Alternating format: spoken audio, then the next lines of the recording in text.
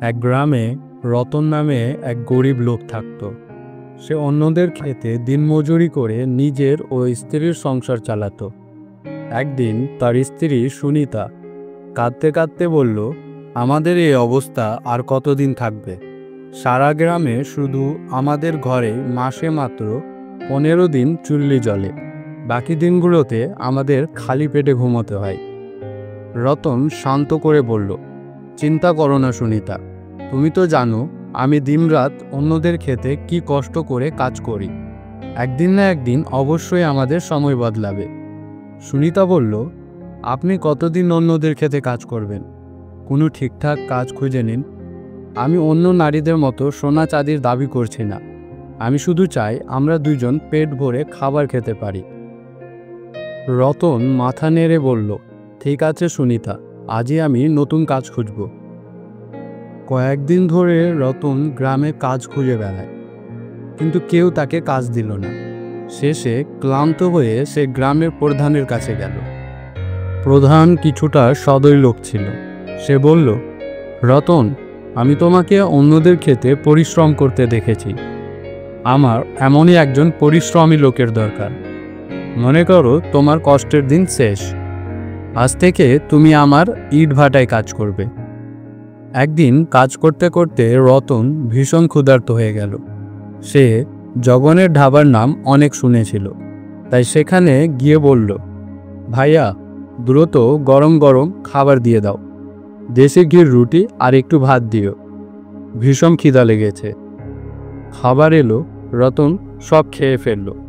তারপর জিজ্ঞেস করল, কত টাকা হলো? রহিম নামের এক লোক বলল, তোমার টাকা হয়েছে 1000 টাকা। রতন অবাক হয়ে গেল। সে বলল, এ কি বলছো? এটা কি ধাবা না 5 তারা হোটেল? এত দামি খাবার তো শহরের রেস্টুরেন্টেও নেই। আমি ভেবেছিলাম ধাবার মতোই দাম হবে। রহিম বলল, তুমি জানো এটা জগন ভাইয়ের ধাবা, এখানে খেতে এমএলএ মন্ত্রীরাও আসেন। যখন তোমার সামর্থ্য নেই তখন এখানে এলে কেন? এখন সোজা টাকা দাও।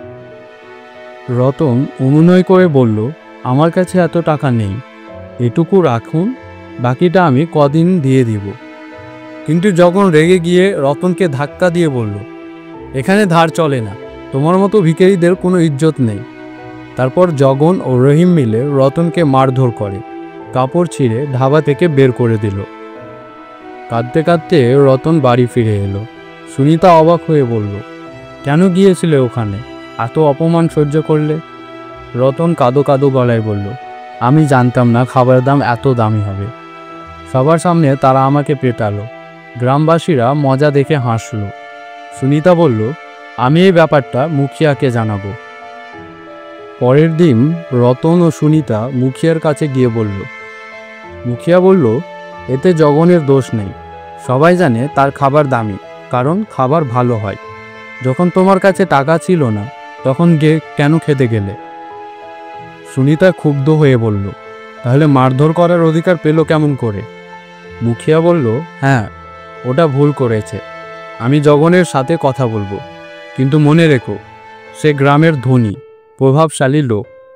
সুনিতা বুঝল মুখিয়া জগনের পক্ষ নিচ্ছে।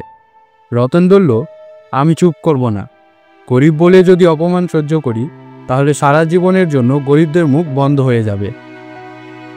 রাত গভীর হলেও রতন বাড়ি ফেরেনি। সে জঙ্গলের ভেতরে একটা গাছতলায় বসে চিন্তায় ডুবেছিল। হঠাৎ একজন যুবক এসে বলল, অনেকক্ষণ ধরে তোমাকে এখানে বসে থাকতে দেখছি, তুমি ক্ষুধার্ত, এই নাও খাবার, খাও। সে একটা থালা সামনে রাখল, থালায় রতনের পছন্দের সব খাবার। রতন বলল, না, আমি তোমার খাবার খাবো না, তুমি টাকা চাইবে, আমার কাছে টাকা নেই। যুবক হেসে বলল, আমি টাকা চাই না, খাও, তারপর তোমার দুঃখের সব কথা শুনব। রতন সব খুলে বলল। তখন যুবক জানালো, এটা ভুতুড়ে জঙ্গল নয়, এখানে সাধুদের বংশধরেরা থাকে। আমি তোমার দুঃখ বুঝেছি, তুমি গরিবের ক্ষুধার কথা ভাবছো, তাই আমি তোমাকে এই জাদুকরি থালা দিচ্ছি। এই থালার সামনে দাঁড়িয়ে যে কোনো খাবারের নাম নিলে তা নিজে থেকে হাজির হবে, কিন্তু শর্ত হলো তুমি যদি একদিনও 10 টাকার বেশি নাও তবে এই থালার জাদু শেষ হয়ে যাবে। রতন থালা নিয়ে বাড়ি এসে সুনিতাকে সব বলল। তারা ঘরেই ছোট্ট একটা ধাবা করল। রতন থালার সামনে দাঁড়িয়ে খাবারের নাম বলতো আর খাবার ভরে যেত। প্রথম গ্রাহক এলো। সে দাল মাখনি আর মাখন রুটি খেলো। খুব বেশি খুশি হয়ে জিজ্ঞেস করলো, কত টাকা হলো? রতন বলল, শুধু 1 টাকা। লোকটি অবাক। তারপর পুরো গ্রামে ঢোল পিটিয়ে খবর ছড়িয়ে দিল। কিছুদিনের মধ্যে রতনের ধাবায় ভিড় জমল। গরিব থেকে ধনী সবাই সেখানে খেতে শুরু করলো। এই সাফল্য দেখে জগন ও বিলুয়া ক্ষেপে গেল। তারা রতনকে ধরে মারধর করে থালার রহস্য জানতে চাইল। শেষমেশ রতন সত্যিটা বলে দিল। তারা থালার সামনে সোনা গয়না চাইল, কিন্তু কিছুই এলো না। বুঝলো থালা শুধু খাবার দেয়। হতাশ হয়ে চলে গেল। কিন্তু পরে জগন চুপি চুপি দেখে বলল, সত্যি রতনের থালায় খাবার আসে।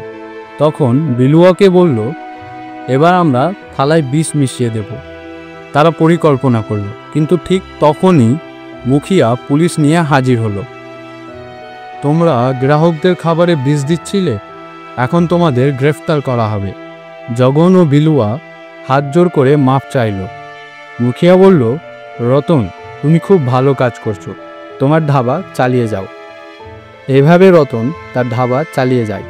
এখনও রতনের কাছে সেই জাদুকরি থালা আছে, আর আজও সে মাত্র 1 টাকায় গ্রামের সবার খাবার জন্য খাবারের থালা দেয়।